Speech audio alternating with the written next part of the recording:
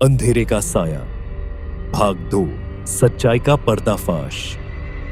पिछले भाग का संक्षेप। राजेश और उसका परिवार एक पुराने बंगले में रहने आए थे, लेकिन घर में अजीब और डरावनी घटनाएं होने लगीं। बच्चों ने छायाओं और अजीब हरकतों की शिकायत की। नेहा को डरावने सपने आए और राजेश ने घर के पिछले हिस्से में एक पुराने दरवाजे को खोला, जिसके अंदर एक रहस्यमय कमरा था। उस कमरे में उन्हें एक पुरानी उल्टी चलने वाली घड़ी और कुछ अजीब चीजें मिली। रात में एक भयानक आवाज ने उन्हें चेतावनी दी कि उन्होंने कुछ गलत किया है। भाग 2, सच्चाई का पर्दाफाश। काली परछाई का सामना। हम सबके सामने वो काली परछाई खड़ी थी। उसकी आंखें आग के गोले की तरह चमक रही थी और उसकी उपस्थिति ने पूरे कमरे को जमा देने वाली ठंड से भर दिया था। मैंने बच्चों और नेहा को अपने पीछे खींच लिया और हिम्मत जुटाकर पूछा, तुम कौन हो और हमसे क्या चाहते हो? परछाई ने धीमी लेकिन डरावनी आवाज में कहा, तुमने दरवाजा खोला, मेरा सामान छुआ। अब इस घर का श्राप तुम्हारे परिवार को भोगना होगा। श्राप? नेहा ने कांपती आवाज में पूछा। हाँ, परछाई गरजी। यह घर मेरा है। जो भी इसे छूने आएगा उसे अपनी कीमत चुकानी पड़ेगी। इसके बाद परछाई धीरे धीरे कमरे में गायब हो गई, लेकिन जाते जाते उसने कहा, तुम्हें अपने जवाब उसी कमरे में मिलेंगे जिसे तुमने खोला है। काले कमरे की ओर लौटना। अगली सुबह डर के बावजूद मैंने तय किया कि उस कमरे में दोबारा जाऊंगा। नेहा ने मुझसे मना किया, लेकिन मेरे पास और कोई रास्ता नहीं था। अगर हमें इस सब से छुटकारा पाना है तो हमें सच्चाई जाननी होगी, मैंने कहा। हम दोनों उस पुराने दरवाजे तक गए। वह दरवाजा वैसे ही जंग लगा हुआ और डरावना था। मैंने उसे धक्का देकर खोला। अंदर का माहौल एक बार फिर भारी और डरावना लग रहा था। कमरे की दीवारों पर बने चित्र अब और साफ दिख रहे थे। वो एक तरह के अनुष्ठान या तांत्रिक क्रियाओं के प्रतीक थे। बीच में रखी कुर्सी पर अब भी वही काला कपड़ा लटका हुआ था, लेकिन अब वहां कुछ और भी था। एक छोटी सी लकड़ी की संदूक। संदूक का रहस्य। संदूक पर धूल और मकड़ी के जाले थे। उसे खोलते ही हमें अंदर एक पुराना पीला हो चुका कागज मिला। उस कागज पर लाल स्याही से कुछ लिखा हुआ था। नेहा ने डरते हुए कहा, ये क्या है?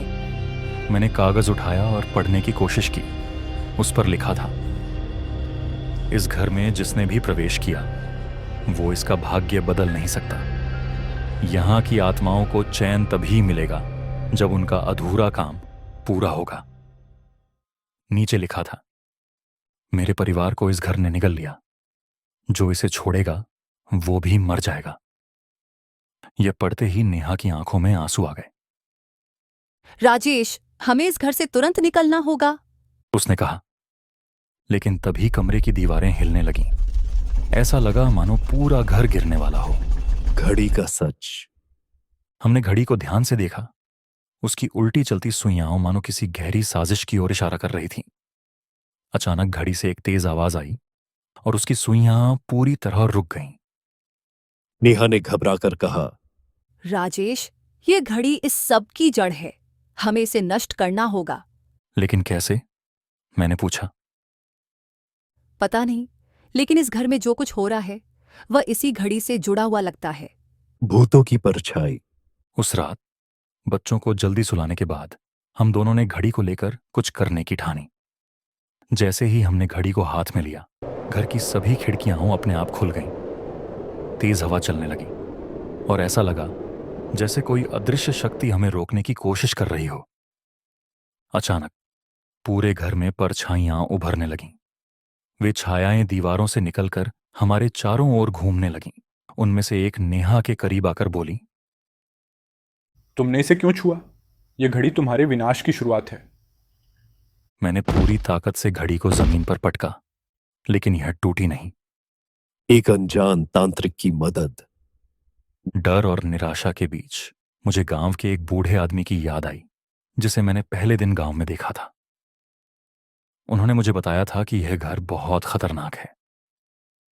अगली सुबह मैंने उनसे मिलने का फैसला किया। वह आदमी एक तांत्रिक निकला। तुमने उस कमरे का दरवाजा खोला, यह बहुत बड़ी गलती थी। उसने कहा, अब हमें क्या करना होगा? मैंने घबराकर पूछा। उस घड़ी को नष्ट करना ही एकमात्र उपाय है, लेकिन यह आसान नहीं होगा। यह आत्माओं की शक्ति से बंधी हुई है। तुम उस कमरे में जाकर एक अनुष्ठान करना होगा, पर याद रखना यह बहुत खतरनाक होगा। तांत्रिक ने चेतावनी दी। आत्माओं का हमला। तांत्रिक के निर्देशानुसार हमने अनुष्ठान शुरू किया। उस कमरे में बैठकर हमने मंत्र पढ़ने शुरू किए।